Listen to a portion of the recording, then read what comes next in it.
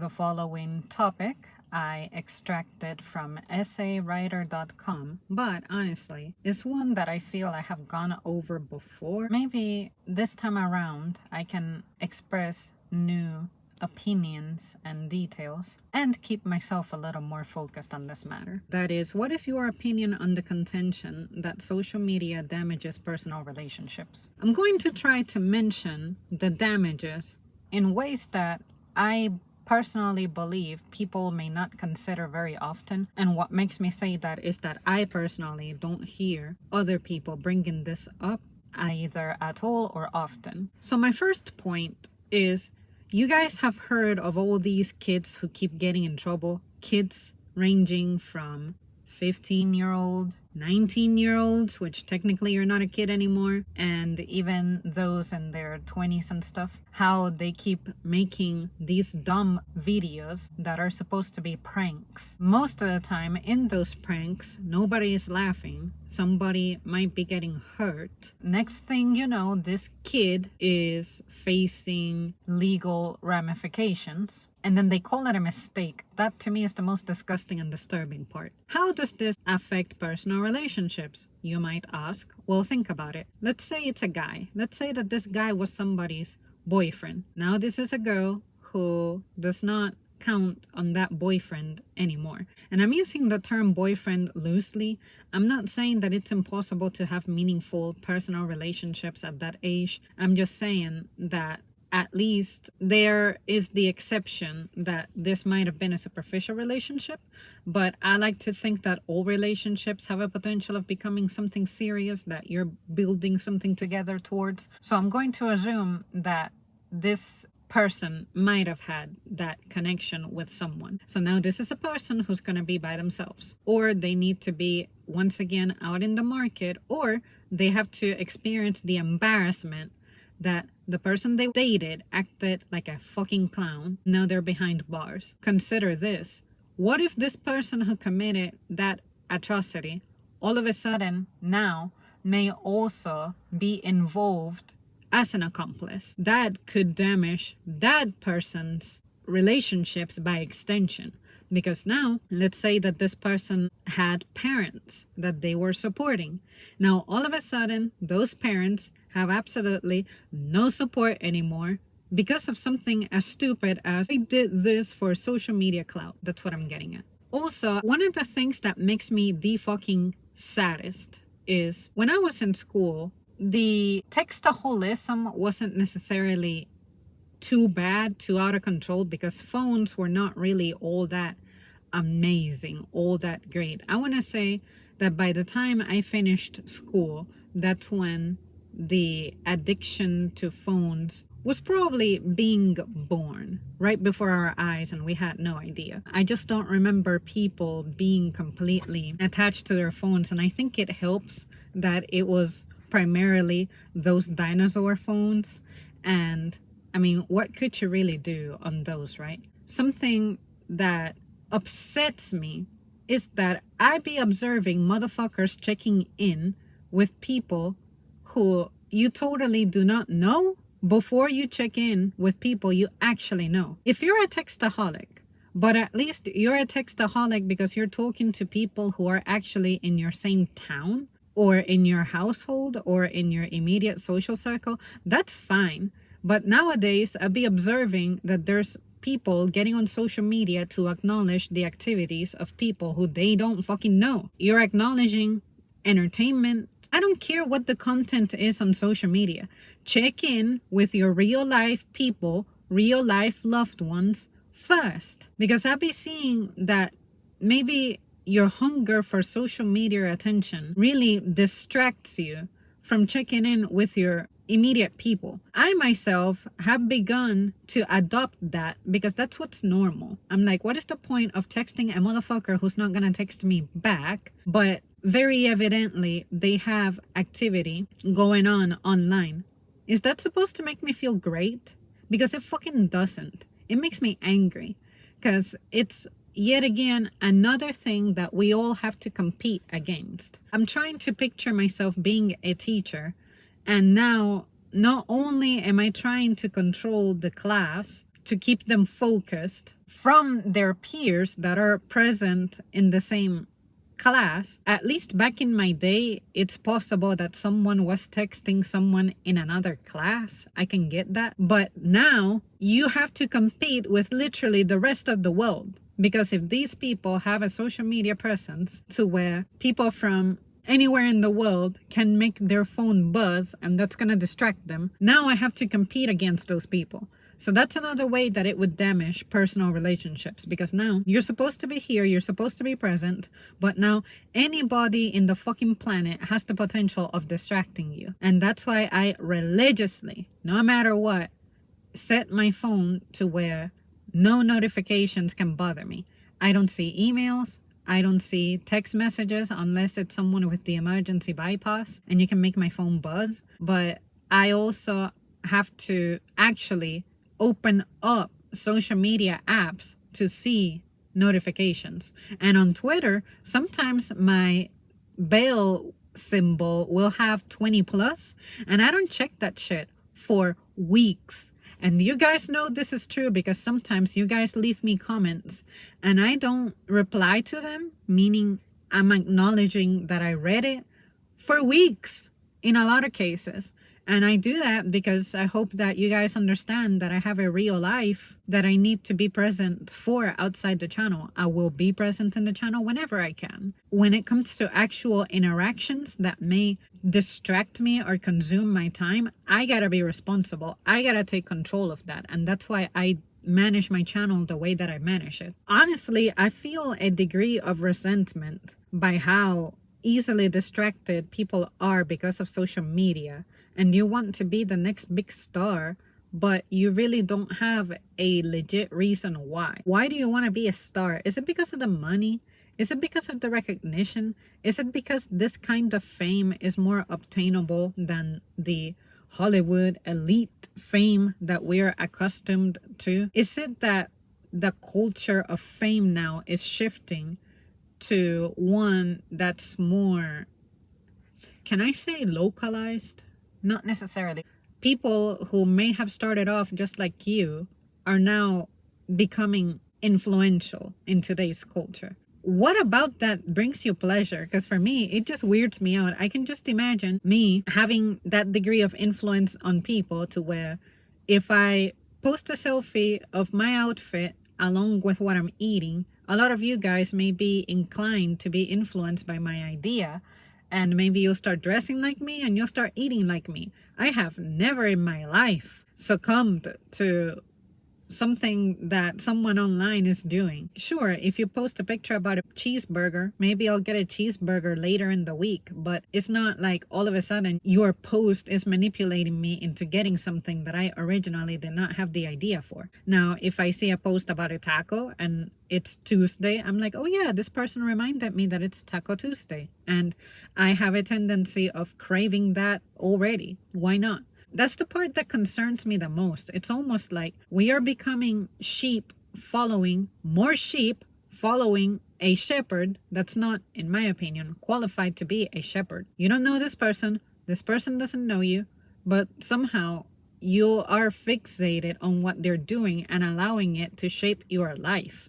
And to me, that's just disturbing. Another way that I think social media damages personal relationships is that there are some people who create content that leaves such an impression on their audience that unfortunately that person who's part of the audience may bring that out into their real life. An example of this could be, this men versus women war. This has existed forever, right? Now, ideas that someone may not have had, now all of a sudden those ideas are planted in their heads because this is something that someone else experienced, and now you're bringing it to your real life and saying that it's going to happen to you. The best example I can give is, let's talk about the so-called community where the men talk about shitty relationships they have with women. And this can also apply for females. So I'm just picking the male side just to illustrate my point. Let's say that a guy describes that he had a shit relationship with a woman and he feels very passionate about it and he has charisma. Now this charisma is going to seep into the minds of men who don't have that problem. Now, I think that this is the fault of both parties. You as an audience member being easily manipulated and influenced, but also you as the content creator telling the story in a way that doesn't give a warning to people that, hey, I'm talking about my shitty experience because this is therapeutic for me, this is healthy for me, but I don't want you to believe that every single soul out there who you're going to date is going to fuck you over like this. Say that disclaimer, because you never know who is your audience. It could be an impressionable teen, it could be someone about to get married, it could be anybody who may be sensitive to what you're saying, and now that's going to affect this person's mind, and by extension anyone involved with this person may suffer the consequences of that too. But I find that a lot of people don't like to take responsibility for that. And one way that I can personally relate to that is when I made that men video, like World Without Men video. I had no idea that A, it would become kind of popular, and B, that some people would throw their own interpretations of it just because I said, well, I just so happen to not have a lot of female friends, but there are a lot of females that are ungrateful. I feel like back in the day, something I could have done is what I just said about, well, you know what? If I'm going to make that statement, I should consider that, of course, not everybody's going to think or feel this way. My original intent was to express how grateful I was that someone was fixing the electricity that I, as a modern person, rely on. But I got carried away and I decided to rant and ramble about the many ways that I disagree with other people when I try to celebrate something that often doesn't go celebrated. It goes taken for granted. So now that that video is like 7 years old, and I look at the responses that people gave it, I can understand why some people were thinking that I was sexist. And I'm like, no, all I'm saying is this is my story.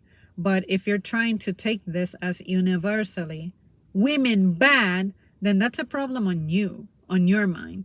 I think what should have been my responsibility is to say, hey, just because I had a shitty experience with female friends doesn't mean everybody is condemned to have a bad time with women. But if you do have a shitty experience with female friends, do share it with me, because I want to know what it is that makes such a dynamic difficult. I have my experience, you have your experience. You hear from me, I hear from you. Maybe we can figure something out. I'm not afraid of learning in that way. With social media, though, some people begin to respect and worship, and it disgusts me so much, people who you are never going to meet. And I get it. Some people can be inspiring. Some people can give you advice on how to manage finances, how to fix something at home so you can save money and not have to call over a repairman. That's awesome. That's great. Trust me, I have a ton of channels that I myself am a fan of, but it's not like I could just religiously look at that and worship it and let it shape me and let it define things for me and about me, especially if the people in my personal life are not aware of that influence acting upon me. And the reason I bring that up as a concern is because when someone has mental problems, let's say that you're a kid and you're in school and your behavior changes, your parents can usually track it down and narrow it down to, oh, maybe my kid is being bullied in school. Let me show up. Let me address it. You can do that. You have reach in that case. But now, in the present, if all of a sudden my behavior were to change and I became aggressive or hateful or just irresponsible or started driving stupid or decided to fall behind on my bills, anything like that, there's no way that, let's pick my mom as my manager. Let's just name someone who is concerned and affected by my behavior locally. My mom could observe that and she would have no idea where to begin to track down that influence. She could start off with the people from work. She could start off with whatever contacts I mention in my personal life perhaps daily, but she doesn't necessarily know these people. She wouldn't be able to really track them down, because this could be a person I know from work, or this could be a person from school, even though I don't keep up with anybody from school, or it could be a friend of a friend from work, something like that. See what I mean? So now with social media, we are saying that we're going to make that reach even greater.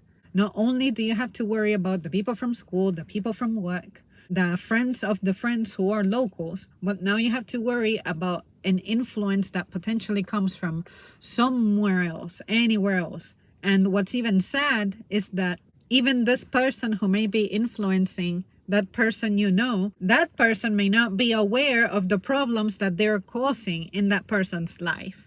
And me personally, sometimes I look at my content and I'm like, God, I hope that anytime I share an anecdote, I make it abundantly clear that this is me sharing my story, rambling and venting, and more from a curious perspective, because I like to focus on the fact that I'm antisocial and I don't have a family. I want to experience some of that through you guys. But then there's the part that scares me, that what if I say something here that may sound like good advice for someone out there, and then my idea being planted in this person causes some bullshit to happen in their personal life. I hope that I expressed myself well with this, because it's honestly not something that I have actually sat down with someone and expressed before from this angle.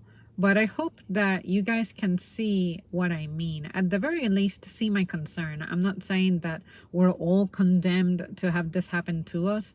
I'm just saying that I think it's a valid concern. And if we keep hearing about tragedies that happen because someone met someone on social media, then this is something that you should have present in your mind. How much are you allowing the clowns who you meet online to influence you? No matter how close you think you are with them, because you know their content well. I wouldn't say take the liberty of describing this person as someone you know well, because you just don't. You don't get to know someone for real until you either live with them or just travel with them or do something crazy like work together, or and even then you still only see like a part of a person. You don't get to observe how they manifest under different circumstances. Do you agree? Do you disagree with any of this? Do you think I'm reaching? Please do tell me, because sometimes I do admit that I can get a little too critical, and then my prosecutor wanted to be side kind of comes out, in which I'm like, no, I can prove you guilty. And you know, I just like to think, because I feel like nowadays there is a lot of thinking not being done, and I'm not the greatest thinker, trust me. I know that I jokingly start saying arrogant things and behave arrogantly, but at least my religious beliefs, I have interpreted that something that God really resents is arrogance. So when I come off as arrogant, I'm never being seriously arrogant. I do it because that's just my sense of humor. I hope that at least that's considered. The reason I say people don't think nowadays is because, again, I work with the public, I see you all, and I also hear and listen to you all. And if y'all thought about things for 1 second, or if you observed something just slightly more closely before you opened your mouth and fired off shit, you would realize that there are a lot of answers hiding in plain sight. Another thing that gets me is when people realize that they jump the gun with something and they go, well, I didn't know. You guys remember the entire video I dedicated to that goddamn phrase? Never in my life do I say, well, since I didn't know, that's why I acted the way I did. That's why I had the opinion that I did. The only time I may say that is if I felt hurt by something that was a misunderstanding, but I did not request the clarification, and instead I decided to quietly process the fact that something offended me, which is rare for me to be offended. That's why I developed my don't be offended easily side. But you know, I'm a human being and I have emotions too that exist, and I gotta like indulge in and honor and let manifest. But Just because it happens doesn't mean I can let them be out of control. That's the difference. Emotions that are unchecked versus emotions that are felt but they are checked. All right, guys, that's it from me. Thank you so much for tuning in, and I'll see you soon.